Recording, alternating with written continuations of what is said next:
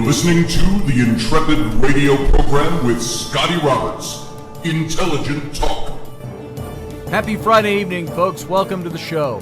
This is Scotty Roberts. This is my program, the Intrepid radio program, right here on the Odyssey Radio Network. That's ODYSY1.com. Come on over to Odyssey Radio. See all the goodness that is Odyssey Radio, and also all the places where you can find this show and listen to it in its audio format.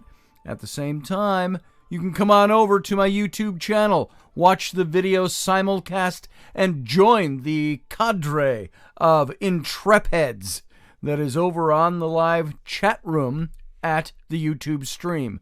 And that's youtube.com/Mr. Scotty Roberts. Come on over, join the chat room, have some good times, and talk about this show or lots of other things that they all talk about. It's starting up and going right now. All right, tonight I want to get a bit off of the politics. We've spent a few days talking about politics, but only because of the election. How weird this election has been. How out of place. Now, I'm sure back in the 1800s you didn't know who the president was the very same night or the next morning either. So maybe we've gone back a step. But all the stuff that's going on, we still, as of Friday afternoon, we don't know who the president of the United States will be. Now, it's looking more and more like it could be Joe Biden. But we've also seen a turn of events already take place, where it looked like Joe Biden in certain places, and then all of a sudden the Trump surged everywhere. And now it's seeming like Joe Biden is surging everywhere, but that surge is razor thin. You've got places like Georgia where it's down to a difference of 900 votes. In Georgia. Millions of people live in Georgia. And it's down to a division of over 900 votes. And so that's how thin this is going to be. And it was looking Trump in Pennsylvania. But now Biden's up by, 1,000 votes, something like that. But there's still tens of thousands of votes to count. And so we're going to see what's going to happen. I don't know if we'll know by Friday night, Saturday morning. It probably might be Monday. Who knows? I am hearing it could be the 14th before we know exactly, but that Trump is still going to win. We'll see what happens. So, and of course, I talk a little more in favor of Trump here because that's who I voted for, and this is my show, damn it. So I'll talk positively or negatively about whoever I want. But to be just journalistic about it, you could say right now it is so tight that nobody knows for sure what's going to happen. And to predict that Joe Biden will win the election just because he's had some gains and some increases, you can't do that yet because there's still a lot of uncounted votes yet. To do so, to declare a winner and in a victory in some of these states, would be to say, I know what the rest of the outcome is going to be, based on the fact that he's had some gains. But we'll see. Trump also had some gains in Pennsylvania and other places. So let's see what happens. So hopefully you're not going too batshit crazy about this. I'm not. I have my preferences. Like I said on Wednesday, I'll be disappointed if it's not Trump. That doesn't mean life doesn't go on. That doesn't mean we still can't be happy and we make things happen. We're going to have to fight for some things. We're going to hopefully retain the Senate, have an increase in the Senate, and not have any increases in the House. If that continues, then Joe Biden, Kamala Harris, and the like are going to be able to try to implement their programs, but might have a little more of a fight. So let's see what happens. The one thing is sure is the left didn't get their mandate. And the left did not get the mandate saying that Trump is to be repudiated. This tight thing, the big question keeps coming up, is there fraud? Was there fraud? Are we seeing fraud taking place? Some people want to say, well, you're just a Trump supporter and that's why you'll agree with that. No, there might be fraud. When you see so many red flags, you start to ask the questions. Was there fraud?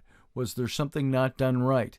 When Trump says he wants every legitimate vote counted, that doesn't mean every ballot counts. We've already found ballots.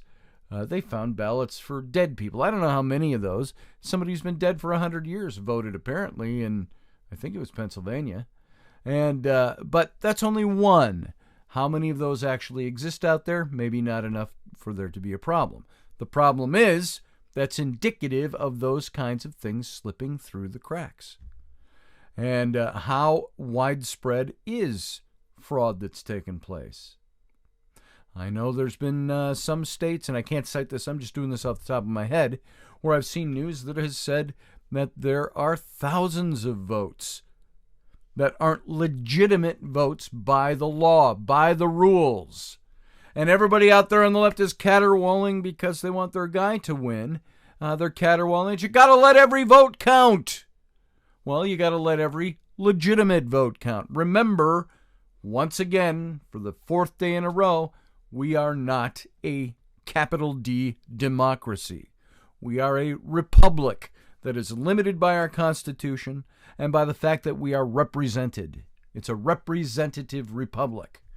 And so the Electoral College is there, our senators are there, our congresspeople are there. If you're going to have one man, one vote and have pure democracy, then you get rid of the senators and you get rid of the House of Representatives. And you have direct vote for every law and every mandate across the country. And who's going to win those votes? Generally, the people in the cities are going to overweigh anybody else in the country. That's why we have an electoral college. That's why we are a representative form of government in this republic. All right, having said that, let's move on from politics. I've spent about 5 minutes on it here, 5.5 minutes, and we're not going to do that anymore today because I want to get into some other topics. And you know what? If there's anything that comes up, just watch this channel on my YouTube. I may break in with a live stream here. It'd probably be here rather than Facebook. And I'll come in with a live stream and I'll make some announcements if we hear that there's announcements. This morning I already heard that Biden has taken Georgia and that they're calling Georgia. And you're starting to hear it in all the little news outlets all over the place. And that gave him 260, I think. What is Georgia? Is it 20? So that gave him something like well over what he needed to win in electoral votes. Yet, not all the votes are counted. I think it's still between 90 and 95% of the votes are counted. And there's still thousands of votes to count. How can you declare that victory? You can't. And so somebody's got their finger on the hot button. So we'll wait and see. Biden may very well take Georgia. He may very well take Pennsylvania. But we don't know yet. So if I hear any good news, I'll break in live. Even if it's 2 a.m. Should I be awake at that time? All right, let's move on. I want to talk today about something that we are all familiar with. Something that we all experience. And if you know what the title of tonight's show is, The Philosophy of Friendship, I want to talk with you about friendship. What's friendship? What is it really? What does it mean to you? Who's a friend to you? When we say when we get married, my best friend is my husband or my best friend is my wife. Are those our best friends? Is it okay to have friends that aren't your spouse that are your closest friends? What is a friendship and what does it mean? I do know that I have taken this quote from Shakespeare's Hamlet a very long time ago. It was Polonius giving advice to the young Hamlet about friendships. And he said, "The friends thou hast and tried, grapple them to thy soul with hoops of steel." Now, a hoop of steel is something that they might put around, say, a tree to hold a tree together that was old or coming apart, or the stumps of trees. They would put these steel hoops around them to hold them in place. And so, in essence, what he's saying is the friends that you have and that you've tried them, meaning a trial, it's like a trial that's gone on. The friends you have and you've tried, that have gone through the fire with you, that have been through the trials with you, and they're your friends. Grapple them to thy soul with hoops of steel. Never let them go. Let them hold you in as you hold them in.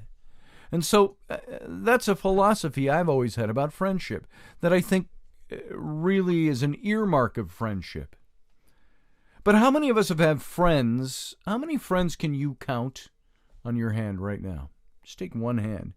Can you get all 5? Do you exceed that? I need 2 hands. How many of you have 1 or 2 friends? And this is what is said, is that for what it takes to give of yourself for a friendship, we really only have 1 or 2 really good friends. And at the same time, how many of those friends have followed you through your life? How many friends do you have now, depending on whatever your age is? How many friends do you have that were your friends in grade school? That were your friends in high school? Your friends in college? Your friends in your 20s? Now let's start getting up there. Your 30s, your 40s, your 50s.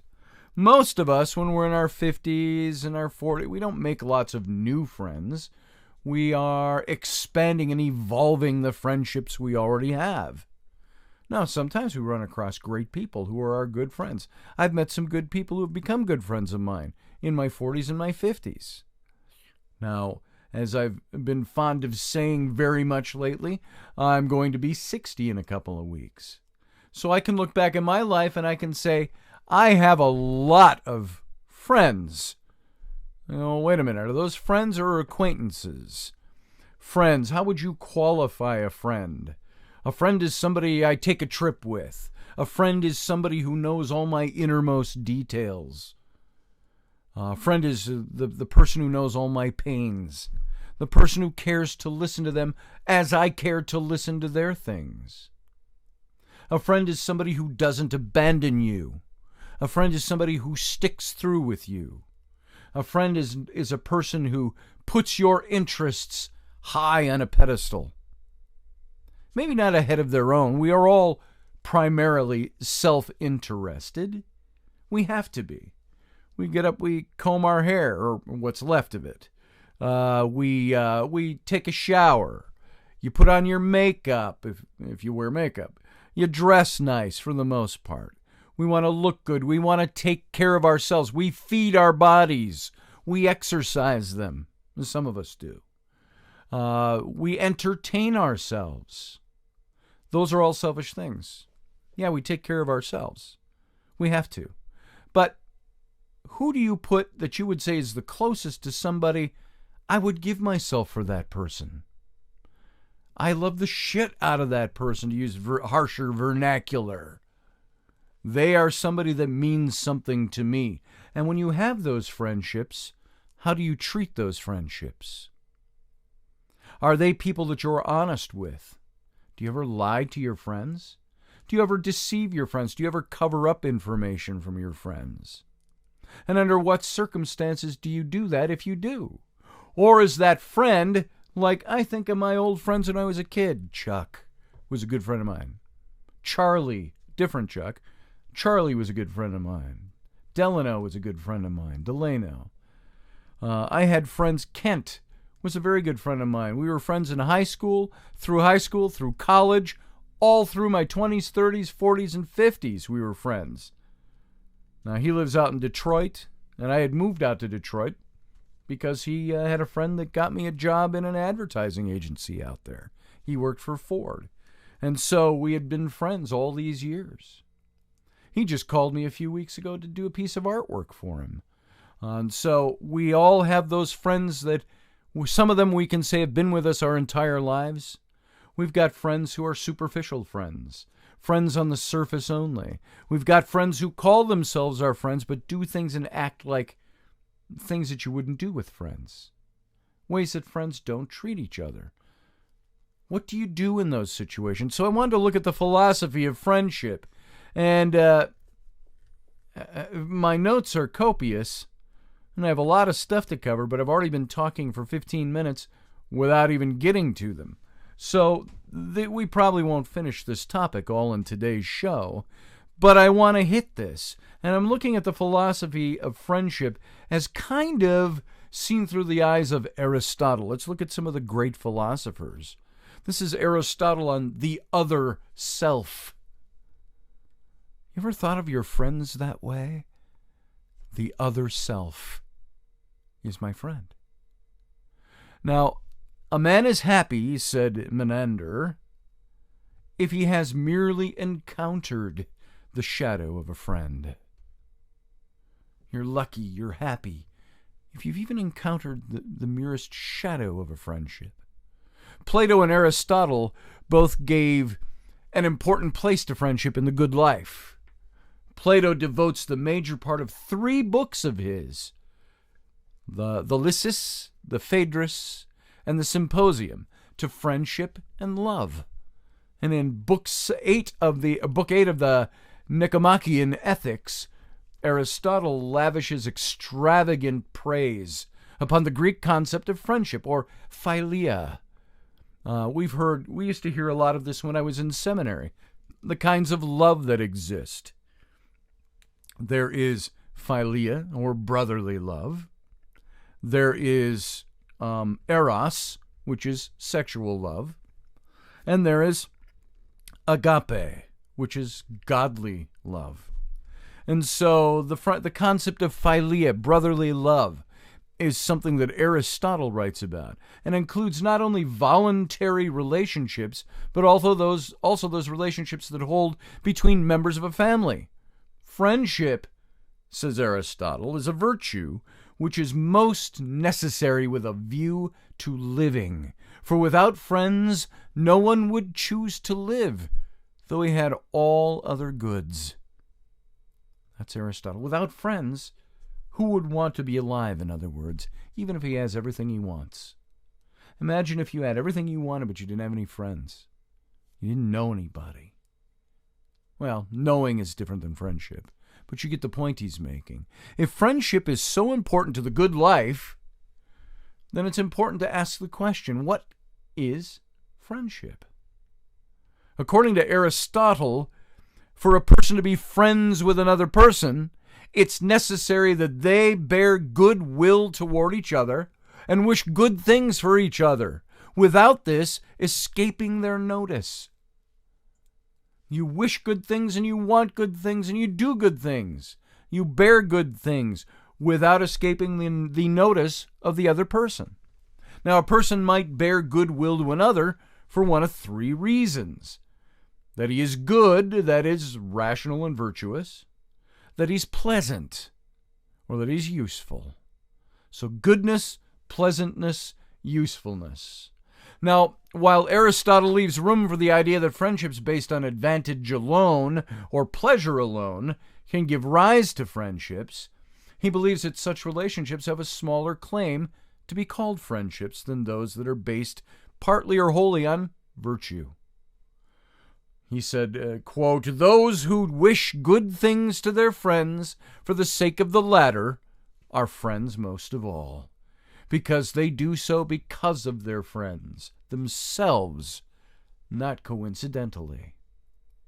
Friendships that are based partly or wholly on virtue are desirable not only because they're associated with a high degree of mutual benefit, but also because they're associated with companionship, dependability, and trust. More important still, to be in such a friendship and to seek out the good of one's friends, or friend, let's keep it singular, is to exercise reason and virtue, which is the distinctive function of human beings, and which amounts to happiness. For Aristotle, an act of friendship is undertaken both for the good of one's friend and for the good of one's self. Why do we have friends? We have friends because it does something for us. And because it does something for us, it makes us want to do something for them. There is no reason to think that one precludes the other.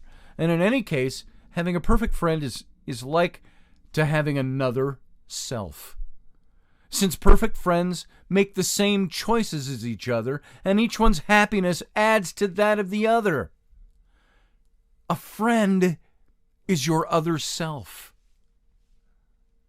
Unfortunately, the number of people with whom one can sustain a perfect friendship is very small. How many people would you want to be that way with and give that much of yourself to? How many people do you want to have that kind of relationship with when you've had that kind of relationship and it's burned you in the past? And the first reason that it's really hard to sustain this kind of a friendship is because reason and virtue are not to be found in everyone. Never, for example, in young people who aren't yet wise enough to be virtuous. And second, because a perfect friendship can only be created and sustained if a pair of friends spend a great deal of exclusive quality time together. Thus, even if one lived entirely surrounded by virtuous people, one would only ever have the time for, at most, a small handful of perfect friends. And that's a lot. It's usually one or two, because those are the people to whom we give ourselves. And when you're married and you're giving yourself to your spouse, having an additional friend is additional work, quote unquote. Sometimes you will even have spouses who detest or resent the fact that you have a good friend. And those things can come to loggerheads sometimes. The ideal of perfect friendship might strike the modern reader, listener, the modern person is what I'm getting at, as being somewhat elitist. I've got a perfect friend. You're my perfect friend. You are my BFF. My best friend. My best fucking friend. However you want to say that. But Aristotle is right in holding that the best kinds of friendship are both rare and demanding of us. Not demanding in the hurtful sense, the enslaved sense. You must do this. It's demanding in that it takes of ourselves. If you're going to be a friend to someone, you give of yourself to someone. And the moment you realize you can't do that is usually the moment you realize maybe we're not as good friends as we thought we were. If the best kinds of friendships are those that are based on virtue, then this is above all because such friendships call upon the exercise of reason and virtue, which is the distinctive function of human beings. It is not the exercise of reason and virtue, but the capacity to form loving and meaningful relationships. Now, if this is the case, then friendships that are based on virtue are even more important to the good life than Aristotle thought. Despite the extravagant praise that he lavishes upon friendship, Aristotle is quite clear that the best and happiest life that we can have is not the life spent in friendship, but the life spent in the contemplation of those things that are most true and therefore most beautiful and most dependable. There's a contradiction here with Aristotle. If the best life is a life of contemplation, then friendship is either superfluous or inimical to the best kind of a life, and therefore undeserving of the high praise that Aristotle lavishes upon it. And it might be that, as Aristotle tentatively suggests, friendship is needed because it leads to contemplation, or that contemplation is only possible some of the time and friendship is needed the rest of the time, or even that a life of friendship is just as good as a life of contemplation. So much for Aristotle, one might say. Plato also gives an important place to friendship in the good life, and we're going to get to that in a minute. So you guys sit tight. We're going to be right back after this break.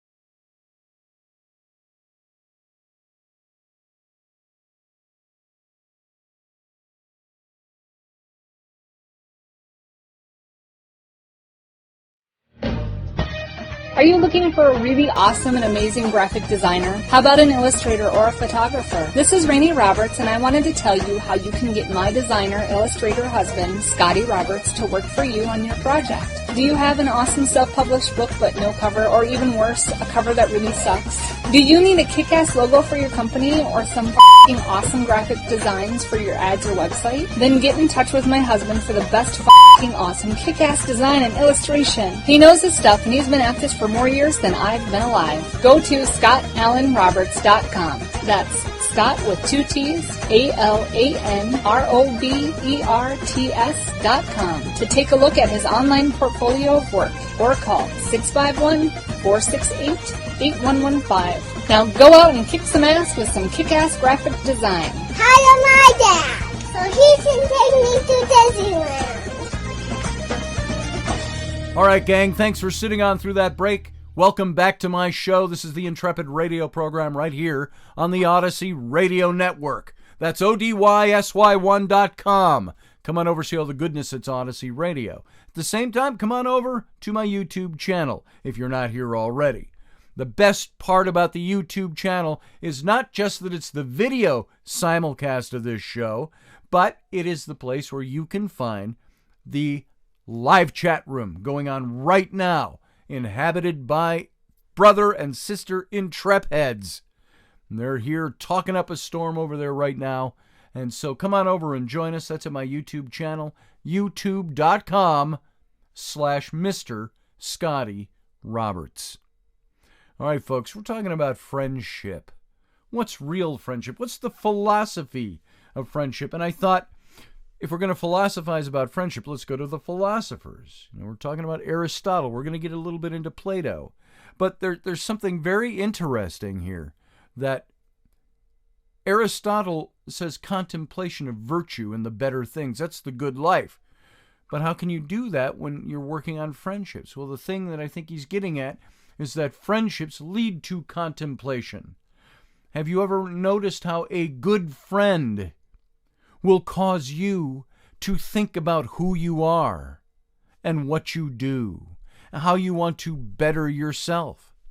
A good friend stimulates contemplation about seeking virtue, seeking the better things in life.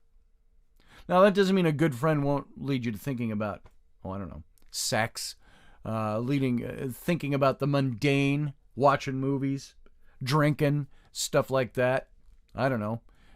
Getting a shovel and taking care of business, covering each other's tracks. Good friendship does that too. But for the most part, what friendship does is it makes us think about our friend will increase us. It just came to my mind in the Proverbs of Solomon. He said, as metal sharpens metal, so is a man's friend. And he's talking in general. He's not just talking about men. That's the way they spoke 3,000 years ago. And so he's saying, we sharpen each other. When I led men's ministries, we used that, iron on iron, as iron sharpens iron, it said, or as metal sharpens metal. And we'd say, we sharpen each other. Men grow because they rely on their friends to sharpen them. And I think this is what a good friendship will do for us, whether you're a man or a woman.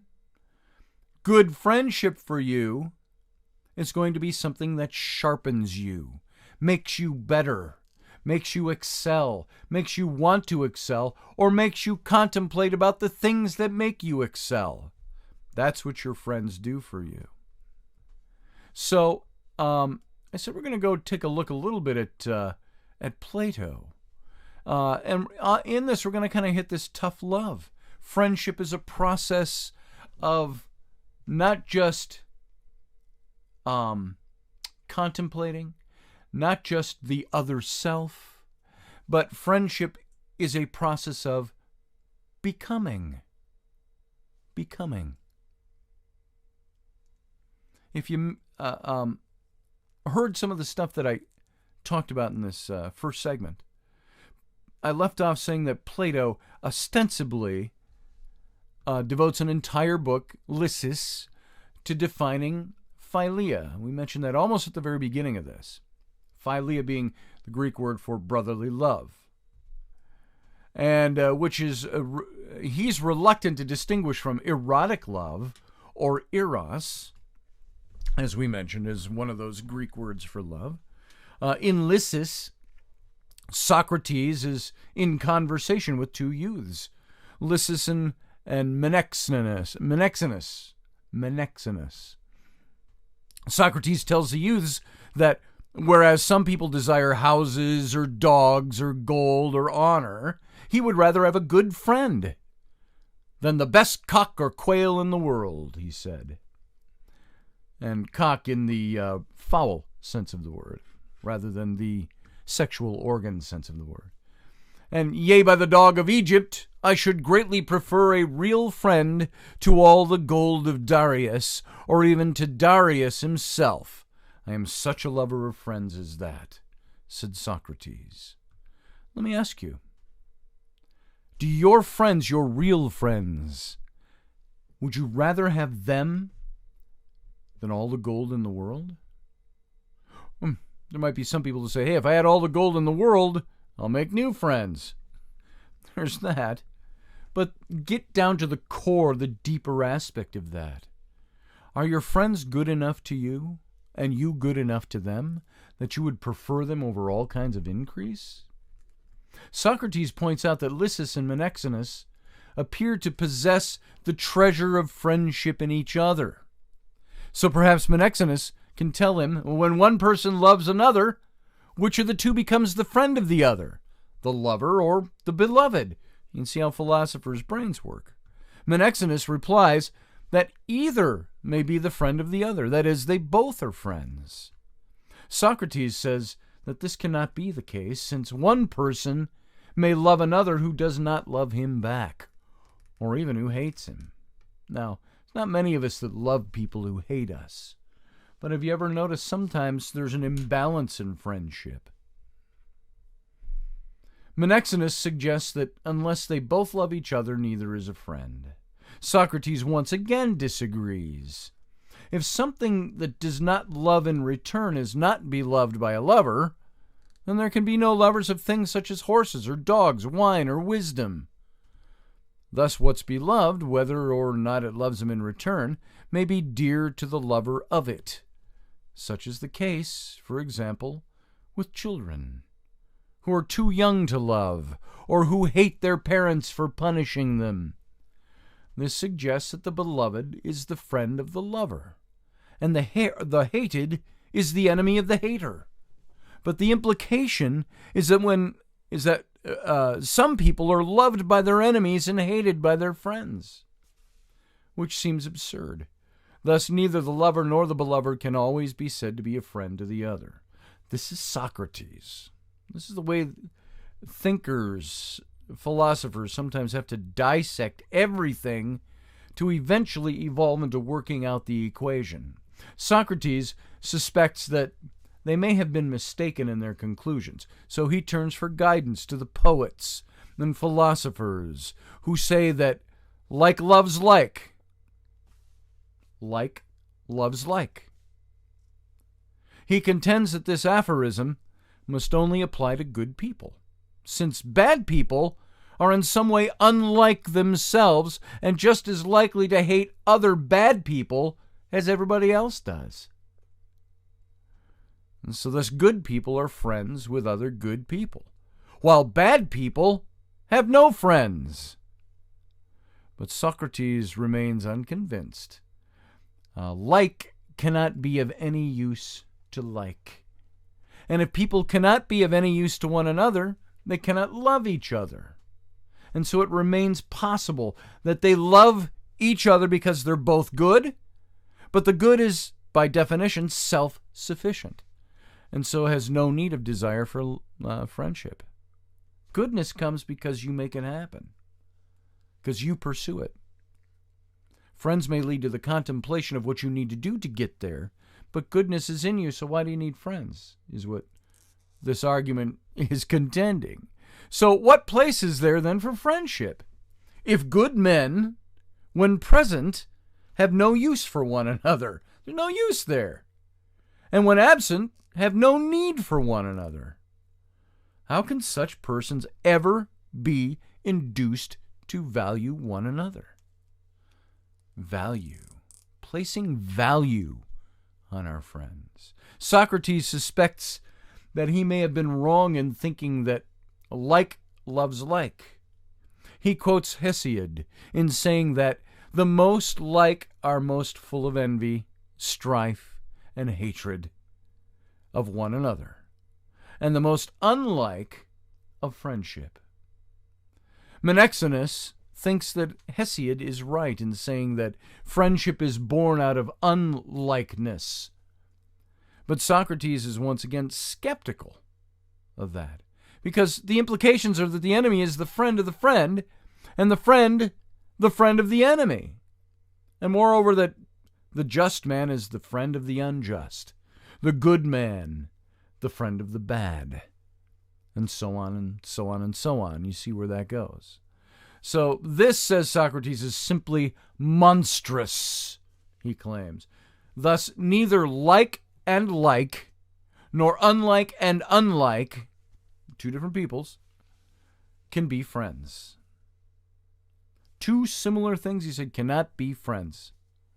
Now, if neither like and like, nor unlike and unlike, can be friends, then the friend of the good is neither the good nor the bad, but the neither good nor bad. Get that? It's neither the good or the bad, but the neither good or bad. All hyphenated. So since like and like cannot be friends, the neither good nor bad cannot be friends with the neither good nor bad. And since no one can be friends with the bad, the neither good nor bad cannot be friends with the bad either. You see where this is, how this is all gets really tangled up in philosophizing about just being friends. Fuck all them and we're going to be friends. Thus, the neither good nor bad must be friends with the good, who, says Socrates, are also possessed of beauty.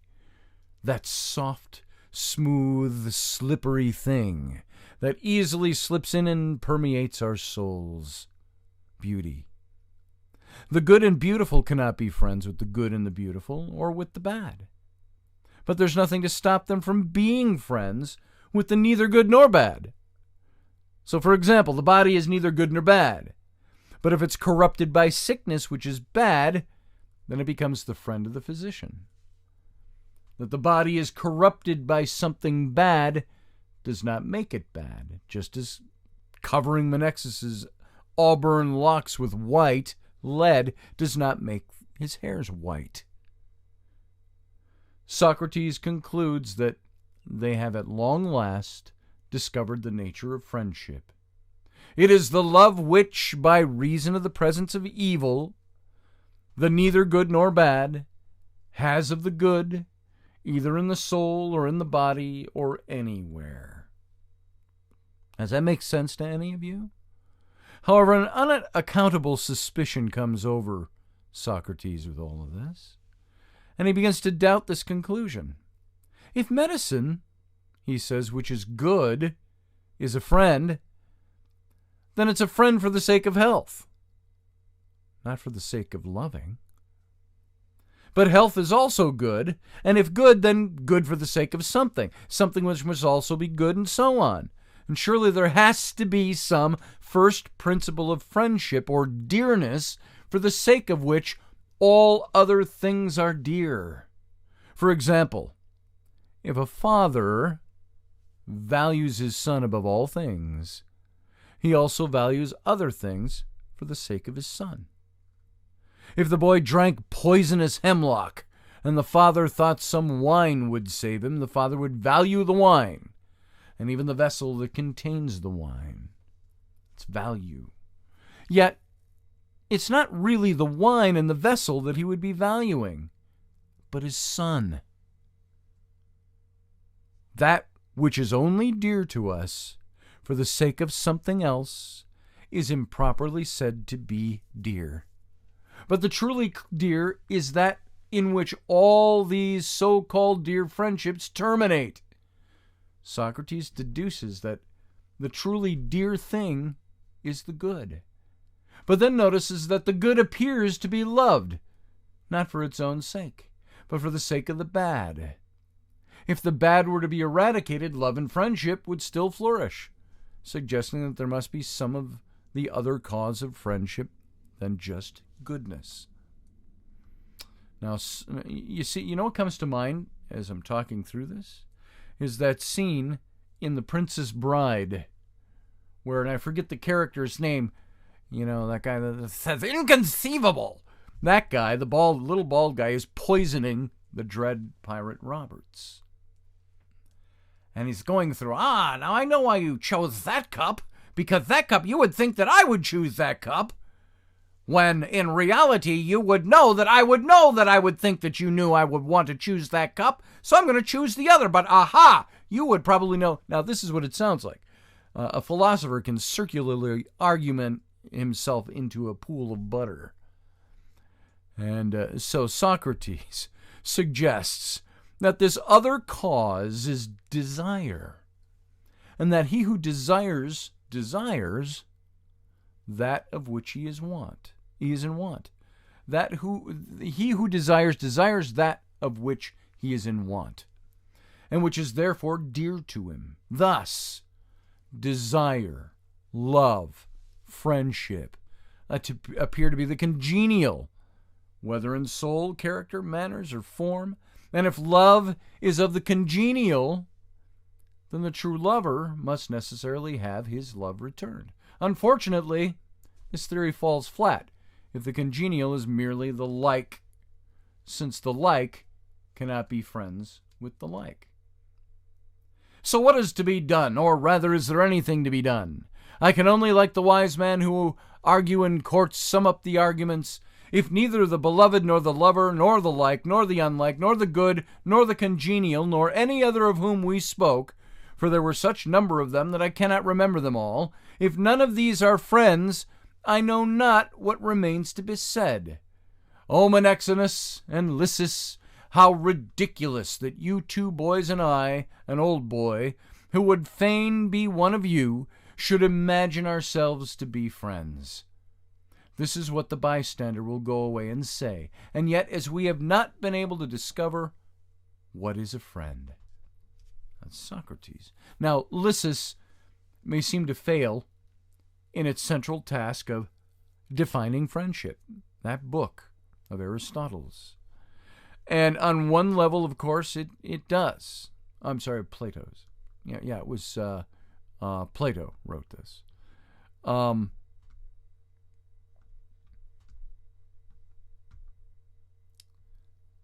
It might seem to fail the central task of defining friendship. On one level, of course, it does. There is, however, far more to the book Lysis than a couple of interesting but misguided thoughts about friendship. By discussing friendship with Lysis and Menexenus, as he does, Socrates is not only discussing friendship, but also demonstrating to the youths that even though they count each other as close friends, they don't really know what friendship really is. And that, whatever it is something far deeper and more meaningful than the puerile friendship that they presume they share. So in contrast to the youths, Socrates knows perfectly well what friendship is, and is only feigning ignorance so as to teach these young guys a lesson. And I, an old boy, who would fain be one of you, he said. More than that, by discussing friendship with Lysis and Menexenus, as he does, Socrates is himself in the process of befriending them. He befriends them not with the pleasant banter, the gossipy chit-chat, or the little compliments with which most people befriend one another, but with the kind of philosophical conversation that is the hallmark of the deepest and most meaningful of friendships. In the course of his philosophical conversation, he tells the youths that he should greatly prefer a real friend to all the gold of Darius, thereby signifying not only that he places friendship on the same high pedestal as philosophy, to which he's devoted and will sacrifice eventually his life, but also that the kind of friendship which he has in mind is so rare and uncommon that even he doesn't possess it. So if friendship ultimately escapes definition, then this is because, like philosophy, friendship is so much a thing in itself as it is the process of becoming. The process of becoming. True friends seek together to live truer, fuller lives by relating to each other authentically. Authentic, honest, pure. And by teaching each other about the limitations of their beliefs and the defects in their character, which are a far greater source of error than mere rational confusion. So for Socrates, as for Plato, friendship and philosophy are aspects of one and the same impulse, and the one and same love, the love that seeks to know. And this is the love and the friendship. We'll see if we can finish this in the last, what do we got? We got about 10 minutes left, 9 minutes. This is friendship as a path to freedom and self-realization. Just as philosophy leads to friendship, so friendship leads to philosophy. Whether you realize it or not, our friendships lead us to philosophizing. And we may not go, I'm going to sit and philosophize now about my friendships. No, but what it does do at times is it makes us sit back and ask, what are my true friendships? Who are my true friends? What is the nature of friendship? What do I bring to the table? What does the other person bring to the table? How do we define this thing called friendship? How do I know? And many times we don't even define it.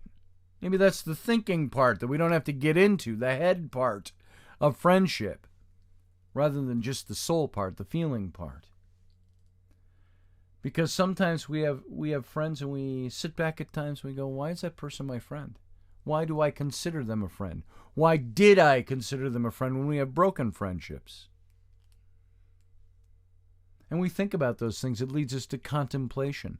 It leads us to virtue seeking, doing the right thing, bettering ourselves, which a friendship that is intact leads us to do as well.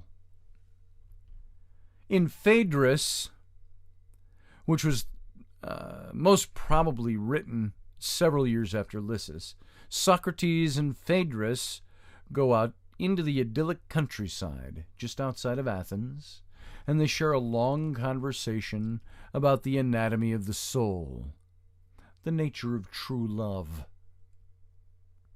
the art of persuasion, the merits of the spoken over the written word. At the end of this conversation, Socrates offers a prayer to the local deities. Now, this is the famous Socratic prayer, which is notable both in itself for the response that it elicits from Phaedrus. Socrates says, "Beloved Pan, and all ye other gods who haunt this place, give me beauty in the inward soul, and may the outward and the inward man be at one. May I reckon the wise to be the wealthy, and may I have such a quantity of gold as a temperate man, and he only can bear and carry. Anything more? The prayer, I think, is enough for me."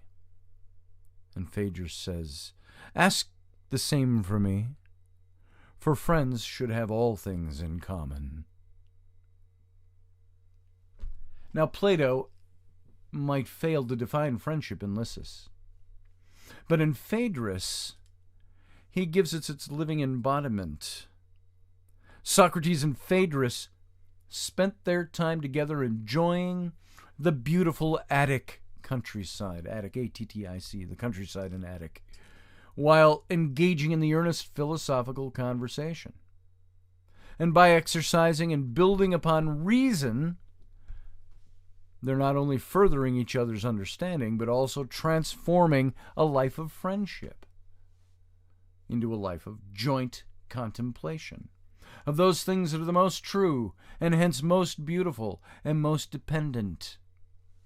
Do your friendships transform your life into a joint contemplation of the things that are true and hence the most beautiful, the most dependable? Is that what your friendships, is that how you can define your friendships? Does your friendship with your wife or your husband? Does your friendship with your BFF? Does your friendship with the people you love and that say they love you back? Are those friendships ones that create this joint contemplation of the things that are the most true, therefore the most beautiful, the most dependable? At one point during a lull in their conversation, Socrates insists that they continue talking, lest the cicadas high in the trees laugh at them for avoiding conversation at midday, and mistake them for a pair of slaves who've come to their resting place as cattle to a water hole. On the other hand, if the cicadas see that their chirping has not lulled them, they may, out of respect, offer them their God-given gifts. For once upon a time, before the birth of the Muses, the cicadas, you hear them. Do you have cicadas? You know what I'm talking about? That bug that makes that buzzing sound and buzzing, chirping sound all through the air in midsummer, in the heat of the day. They shed their skins, every 17 years or something? And so if the cicadas see, I jumped back a sentence, sorry about that. For once upon a time in mythology, before the birth of the Muses, the cicadas used to be human beings.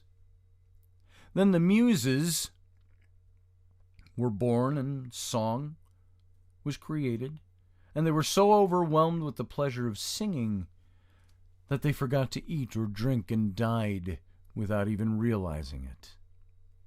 So as a gift from the Muses, they were reincarnated as cicadas, singing from the moment they were born to the moment they die, without ever feeling hunger or thirst. And after dying, the cicadas report back to the Muses in heaven about who's honoring them on earth, and they win the love of Terpsichore for the dancers.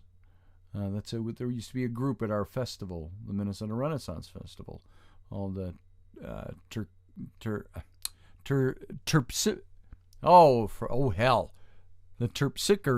dancers, and or Erato for the lovers, and of Calliope, the eldest muse, for the philosophers. So if only on the basis of his response to the Socratic prayers, it's obvious that Phaedrus is another self to Socrates, since he makes the same choices as Socrates, and he even justifies making those choices on the grounds that their friendship requires it. So whereas Aristotle tries to tell us what perfect friendship is, Plato lets us feel it in all its allure and transformative power. Do you think of your friendship in those ways? Now, I have hit this in a way that's very different than you might have thought. This is the philosophy behind friendship. Do you have that philosophy going in your life? I'm going to talk a little bit next week about wisdom, the psychology and the philosophy of wisdom. And it's kind of like when I talk about wisdom, I say every time I utter the word wisdom, you can almost hear the giggles and the sneers. Wisdom more so even than expertise does not sit comfortably in a democratic anti-elitist society, in an age that's dominated by science and technology, by specialization and compartmentalization. It's too loose, it's too grand, it's too mysterious a concept. So with our heads and our smartphones and our tablets, our bills and bank statements. We simply don't have time or mental space for wisdom. And that's what I think it takes to listen to these things about friendship and apply them. We're going to talk more about wisdom on Monday.